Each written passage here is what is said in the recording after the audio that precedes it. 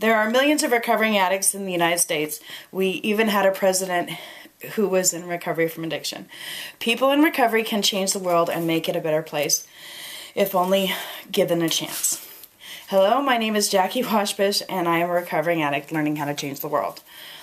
My purpose here today is to get people in recovery, along with their families and supporters of recovery, to help end the stigma associated with addiction by standing up and voicing that recovery is not only possible, but a much-needed, valuable resource.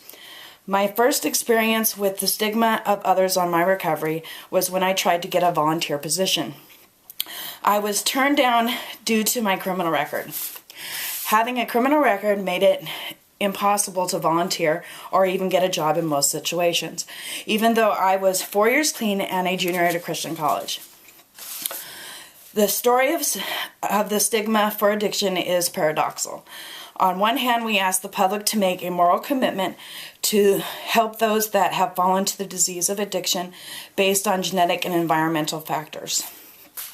However, on the economic side of the appeal, we ask the public to support recovery because prevention is less costly than programs and they ended up in prison. As stated by Rob Swindell on behavioralhealthcare.net. Rob Swindell also says, in this manner, the public hears that addiction is not the fault of those inflicted, but that drugs and alcohol are the basis of much of our crime. Are we really a society that imprisons those acting on behalf of their addiction when at the same time we argue that addiction is a disease?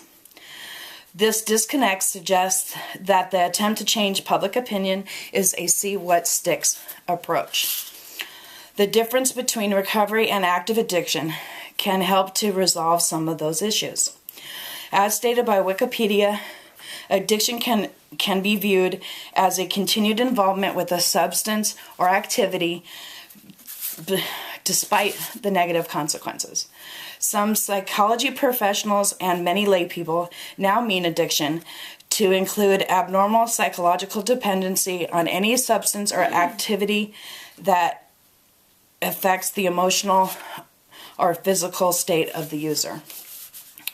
We in recovery groups refer to recovery as the person's life after the drug usage has stopped. For an addict will always be an addict.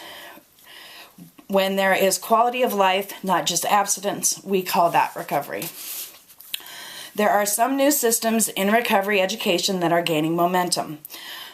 One is called the New Recovery Advocacy Movement.